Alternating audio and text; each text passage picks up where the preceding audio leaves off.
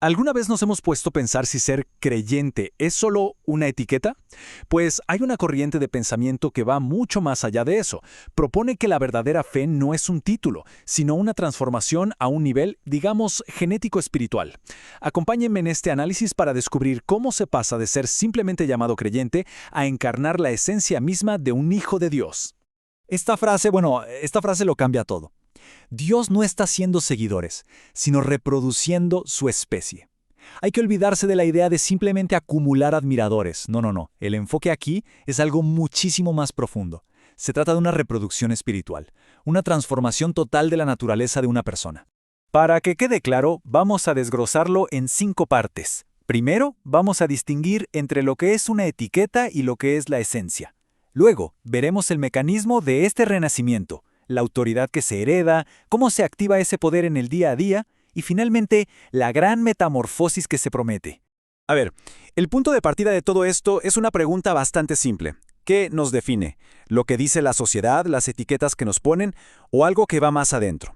Esta creencia se enfoca justo ahí, en resolver esa tensión entre la identidad que nos dan y la que, según esto, realmente somos por dentro. Y aquí es donde la cosa se pone interesante, porque el contraste es brutal. Por un lado, la palabra cristiano se ve como una etiqueta externa, algo que nos ponen los demás. Por el otro, hijo se presenta como una naturaleza interna, una esencia basada en lo que llaman una genética espiritual. La diferencia es gigante. Uno admira desde afuera, el otro posee desde adentro. Ok, muy bien. Si la meta es este cambio de esencia tan radical, la pregunta del millón es, ¿y cómo pasa eso? No es magia. Se describe como un proceso casi biológico, pero claro, a nivel espiritual. El catalizador de todo es algo que se llama la simiente incorruptible. A ver, para que se entienda, imaginen que la palabra de Dios funciona como si fuera un ADN espiritual. Cuando esta semilla es recibida, no solo te informa, sino que literalmente engendra una vida nueva, cambia la constitución interna. Y este proceso, esta especie de renacimiento, tiene 3 fases muy claras. Primero, se recibe la semilla. Segundo, esa nueva naturaleza empieza un proceso de gestación interna. Y el paso final es la gran transformación. Se pasa de ser un alma viviente que simplemente existe a un espíritu vivificante, alguien que activamente da vida y opera con poder divino. Ahora, una vez que se establece esta nueva identidad de hijo, ojo, no es solo para tener un título bonito. Viene con una autoridad real. Una que se ejerce a través de 2 roles que son súper poderosos y se complementan. Y aquí los tenemos, los roles de rey y sacerdote. Como rey, se ejerce gobierno hacia afuera, para dominar las circunstancias del mundo. Como sacerdote, el enfoque es hacia adentro y hacia arriba, servicio, enseñanza y, sobre todo, conexión con lo divino. Y en el día a día, ¿cómo se ve esto? Bueno, la diferencia es súper clara. El lenguaje del rey es de autoridad directa. Yo ordeno, yo reclamo, yo echo fuera. Su campo de acción es la confrontación. En cambio, el sacerdote usa un lenguaje de servicio. Yo enseño, yo sirvo. Su enfoque es construir y conectar. Entonces, ¿cómo se lleva toda esta autoridad a la práctica? Aquí es donde entran en juego lo que se denomina tecnologías espirituales. Pensemos en ellas como herramientas activas para que ese poder interior tenga un efecto real y tangible en el mundo físico. Y estas son, digamos, las herramientas de la caja, las acciones concretas. La idea es actuar, no solo esperar. Decretar es darle órdenes a un problema.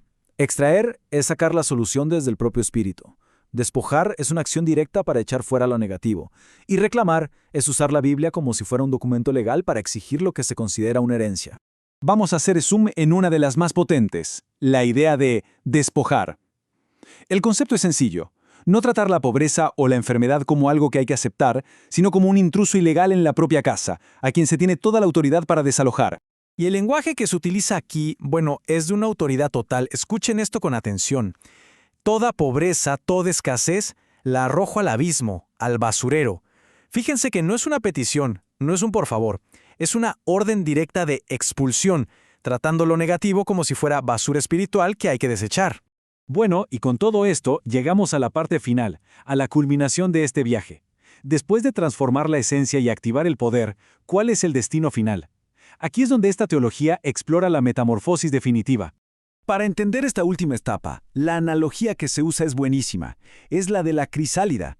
El cuerpo físico es visto como un estuche temporal, tal cual como el capullo de la oruga, un recipiente necesario para la gestación, sí, pero que nunca fue pensado para ser la forma final. Es que el contraste es de la noche al día. Por un lado tenemos el cuerpo terrenal, descrito como animal, corruptible, débil. Por el otro, el cuerpo celestial, que es espiritual, glorioso, poderoso e incorruptible. Es literalmente el paso de la oruga a la mariposa. Y aquí una aclaración súper importante sobre esta palabra, extraterrestre, porque puede prestarse a confusión. En este contexto no tiene nada que ver con vida en otros planetas. Se usa en su sentido más literal, extratierra, o sea, fuera de esta tierra. Un ser celestial es alguien cuyo origen y naturaleza no son de esta dimensión física, sino de una superior. Así que, para cerrar, nos quedamos con una pregunta que lo resume todo. Toda esta estructura de creencias se basa en una premisa fundamental. La identidad interior da forma a la realidad exterior.